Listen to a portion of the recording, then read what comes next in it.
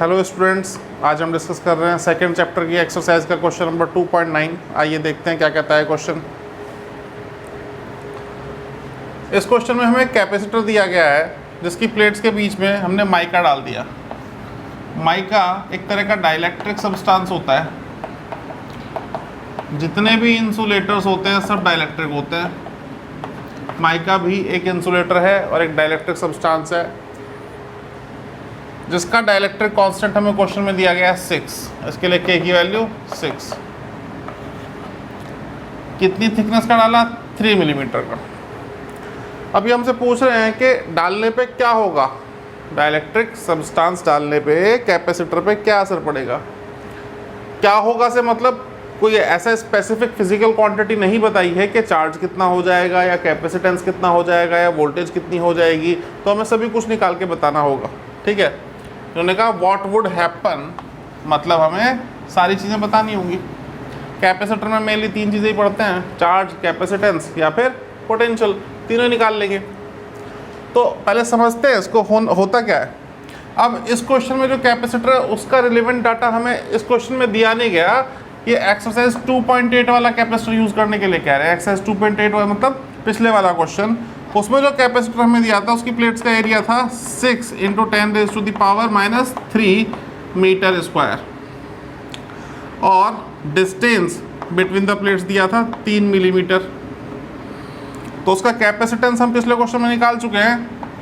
Parallel plate capacitor के capacitance का formula use करके ε0A/d, ε0 की वैल्यू 8.85 × 10⁻12, एरिया 6 × 10⁻³ और distance between the plates 3 × 10⁻³ millimetre में। मीटर में कन्वर्ट करने के लिए मैंने -3 से मल्टीप्लाई कर दिया, तो ये कैंसिल आउट हो गया। 3 × 2 = 6, ये आता है 17.7 पिकोफैरड, जिसको अप्रॉक्सीमेटली हमने लिया था 18 पिकोफैरड, और यही आंसर था। अब यहाँ देखें तो ये जो हमारा कैपेसिटर है इसका कैपेसिटेंस है 18, लगभग 18 पिकोफैरड, और इसमें एक डाइलेक्ट्रिक स्लैब हम इंसर्ट कर रहे हैं ऐसे। जब डाइलेक्ट्रिक स्लैब इंसर्ट करेंगे तो इस पे बैटरी कनेक्टेड है जिसकी वोल्टेज हमें 100 वोल्ट दी गई है। 2 केसेस हैं, एक बार बैटरी कनेक्टेड है, एक बार डिसकनेक्टेड है। तो जब ये डाइलेक्ट्रिक स्लैब हम डाल रहे हैं तो इसमें क्या होगा, ऐसा हमसे पूछा गया। तो स्टूडेंट्स ध्यान रखिएगा, 2 कंडीशन बनती हैं जैसा कि क्वेश्चन में भी दिया गया है, वोल्टेज सप्लाई कनेक्टेड और वोल्टेज सप्लाई डिसकनेक्टेड। दोनों में डिफरेंट रिजल्ट्स देखने को मिलते हैं। तो वो रिजल्ट्स क्या होंगे और क्यों, उस पर डिस्कशन करते हैं, फिर क्वेश्चन को सॉल्व करने की कोशिश करते हैं।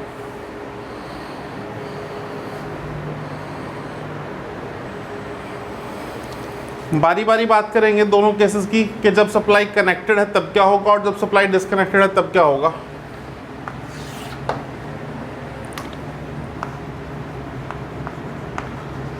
When supply is connected और जब सप्लाई डिसकनेक्टेड है तब क्या होगा। When supply is disconnected, supply से यहाँ मतलब बैटरी से है या वोल्टेज से।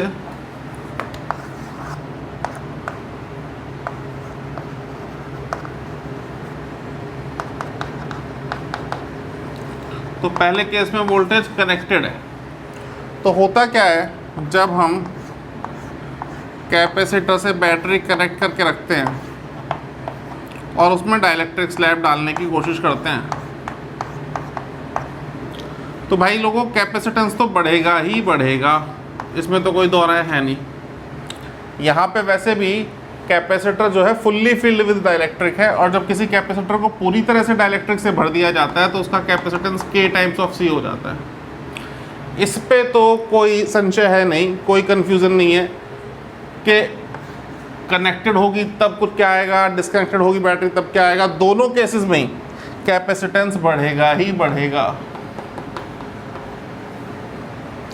तो जब कैपेसिटेंस बढ़ेगा तो क्या होगा, बेसिकली जब हम डाइलेक्ट्रिक स्लैब इंसर्ट करते हैं ना किसी कैपेसिटर के अंदर, तो ये पोलराइजेशन करके वोल्टेज और इलेक्ट्रिक फील्ड को कम कर देती है डाइलेक्ट्रिक स्लैब। लेकिन क्योंकि बैटरी कनेक्टेड है तो ये हमारा कैपेसिटर जो है ना, ये इस बैटरी से एक्स्ट्रा चार्ज विदड्रॉ करके ओरिजिनल वोल्टेज पे फिर से ले आएगा वोल्टेज को। यानी कि जो सोर्स है ये वोल्टेज कम होने नहीं देगी। ये पापा जी बैठे हैं पॉकेट मनी प्रोवाइड करने के लिए, बेटा जितना मर्जी उतना खर्च कर ले, बैकअप में मैं हुई तो तेरे को कोई प्रॉब्लम होने वाली है नहीं। तो जब हमने डाइलेक्ट्रिक स्लैब डाली और सप्लाई कनेक्टेड है, बैटरी कनेक्टेड है, वोल्टेज कनेक्टेड है, तो क्या होगा, पोलराइजेशन तो होगा। पोलराइजेशन की वजह से वोल्टेज की और इलेक्ट्रिक फील्ड की वैल्यू डिक्रीज होने की टेंडेंसी भी होगी। लेकिन ये capacitor extra amount of charge withdraw करेगा बैटरी से और जो ओरिजिनल वोल्टेज है वोल्टेज को वहीं ले आएगा ओरिजिनल वैल्यू पे। तो इस सिचुएशन में जब सप्लाई कनेक्टेड होती है, ध्यान रखिएगा वोल्टेज बेटा सेम रहती है, जितनी इनिशियल वैल्यू रहती है उतनी फाइनल वैल्यू रहती है, कांस्टेंट रहती है या सेम रहती है। इलेक्ट्रिक फील्ड भी सेम रहता है, कांस्टेंट रहता है या सेम रहता है। कैपेसिटेंस बढ़ जाता है, कितना बढ़ जाता है, के टाइम्स हो जाता है। अब जब कैपेसिटेंस के टाइम्स बढ़ गया तो चार्ज भी के टाइम्स बढ़ जाता है। कैपेसिटर कुछ extra amount of charge withdraw कर लेता है, ठीक है। अच्छा, वैसे भी समझ सकते हैं, इनिशियली चार्ज कितना रहा होगा, CV। अब जब कैपेसिटेंस के टाइम्स बढ़ गया तो चार्ज भी कितना हो गया, KCV, है ना। तो ये हो गया हमारा K टाइम्स ऑफ Q। अच्छा, वोल्टेज सेम रहेगी, फील्ड सेम रहेगा, चार्ज बढ़ जाएगा और कैपेसिटेंस बढ़ जाएगा, साथ में एनर्जी भी बढ़ जाएगी। जब extra amount of charge store हुआ तो चार्जिंग करने में एक्स्ट्रा वर्क भी हुआ, वो एनर्जी की फॉर्म में स्टोर हो जाएगा, वो भी कितना होगा, K टाइम्स ऑफ U। कुछ एक्स्ट्रा चीज़ें बता रहा हूँ आपको, ध्यान रखिएगा। लेकिन जब सप्लाई डिस्कनेक्टेड है, हमने बैटरी हटा दी और ऐसे में हम डाइलेक्ट्रिक स्लैब इंसर्ट कर रहे हैं, तो क्या होगा, कैपेसिटेंस तो बढ़ेगा लेकिन चार्ज नहीं बढ़ेगा, चार्ज सेम रहेगा, कांस्टेंट रहेगा। क्यों भाई, क्योंकि कैपेसिटर की टेंडेंसी तो है कि पोलराइजेशन तो होगा इसमें, पोलराइजेशन की वजह से पोटेंशियल कम हो जाएगा, फील्ड कम हो जाएगा। तो कैपेसिटर की तो इच्छा है कि एक्स्ट्रा अमाउंट ऑफ चार्ज कहीं से मिल जाए तो वोल्टेज जहाँ थी वहीं ले आऊँ उसको। लेकिन लेगा किससे, पापा जी तो एक्सपायर कर गए, तो अब चार्ज प्रोवाइड करने के लिए कोई सोर्स है ही नहीं, सप्लाई है ही नहीं, तो जितना चार्ज पहले था उतना ही रहने वाला है। वोल्टेज कम हो जाएगी पोलराइजेशन की वजह से, V/K, K टाइम्स रिड्यूस हो जाएगी, या कह सकते हैं 1/K टाइम्स हो जाएगी ओरिजिनल वैल्यू के। इलेक्ट्रिक फील्ड रिड्यूस हो जाएगा बाय फैक्टर ऑफ K, या 1/K टाइम्स हो जाएगा ओरिजिनल फील्ड के।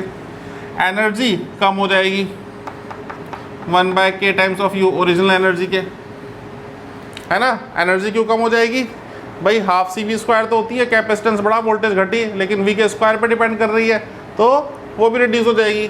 तो ये डेटा अगर आपको ध्यान रहेगा तो आप इस टाइप के क्वेश्चन में कभी गड़बड़ नहीं करेंगे। ये मैंने कॉन्सेप्ट आपको बता दिया। अब आते हैं अपने क्वेश्चन पे वापस।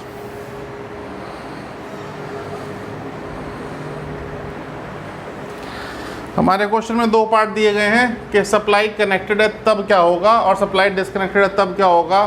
तो अभी मैंने बताया कैपेसिटेंस तो बढ़ जाएगा भाई दोनों ही केसेस में, इसमें तो कोई दौरा है ही नहीं, सोचने वाली बात ही नहीं है।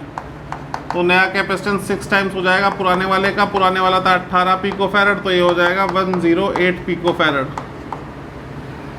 दोनों ही केसेस में 6 टाइम्स ऑफ 18 पिकोफैरड, दैट इज 108 पिकोफैरड। अच्छा, आगे बात करें। इसमें वोल्टेज सेम रहती है क्योंकि सप्लाई तो जुड़ी हुई है, तो जो ओरिजिनल थी वही फाइनल रहेगी, यानी कि 100 वोल्ट पहले थी तो 100 वोल्ट बाद में रहेगी। जो बैटरी की वोल्टेज है वही कैपेसिटर की वोल्टेज है। यहाँ वोल्टेज कम हो जाएगी V/K, या 100/6 या 16.6 वोल्ट। यहाँ चार्ज कितना हो जाएगा, C है हमारा 108 पिकोफैरड,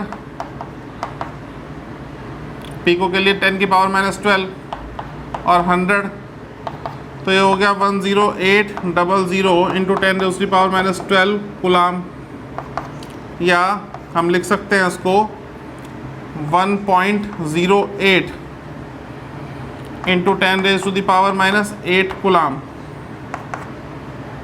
और यहाँ पे चार्ज हो जाएगा CV।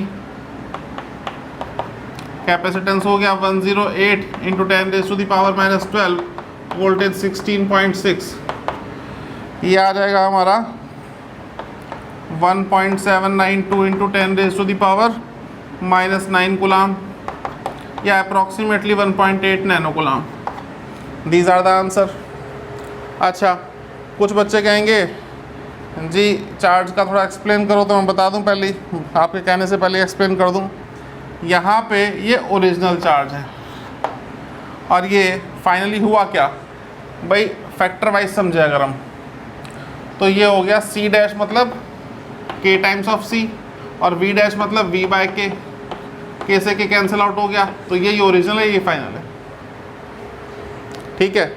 और यहाँ पे क्या हुआ भाई, कैपेसिटेंस तो हो गया आपका K टाइम्स ऑफ C, और वोल्टेज पहले जितनी है, तो चार्ज कितना हो गया, ये ओरिजिनल चार्ज है Q, तो नया चार्ज क्या हो गया K टाइम्स ऑफ Q, यानी कि 6 टाइम्स ऑफ Q, यानी कि दोनों में कंपेयर करोगे तो लगभग 6 टाइम्स का फ़र्क मिलेगा। ये बुक में आंसर ऐसे है इसलिए मैंने ऐसे लिख दिया, अदरवाइज मैं इसको 10⁻⁻9 में लिखूँ तो ये 10.8 इंटू 10⁻⁻9 कूलाम होगा, और दोनों में देखो तो 6 टाइम्स का डिफरेंस आ रहा है। 6 इंटू 1.8 10.8 होता है, यानी कि ये वाला जो चार्ज है ये 6 टाइम्स ज़्यादा है इससे। एग्जैक्टली वही वैल्यू है जो डाइलेक्ट्रिक कांस्टेंट की वैल्यू है। तो आई होप आपको कॉन्सेप्ट समझ में आ गया होगा, है ना। मैं कोशिश करता हूँ अपनी वीडियोज़ में बेटा क्वेश्चन के साथ रिलेटेड कॉन्सेप्ट भी एक्सप्लेन कर दूँ। अगर आपको कुछ समझ में आ रहा है, कोई बेनिफिट मिल रहा है, कोई इन्फॉर्मेशन मिल रही है, तो वीडियो को लाइक कर दें, चैनल को सब्सक्राइब कर दें। Thank you very much.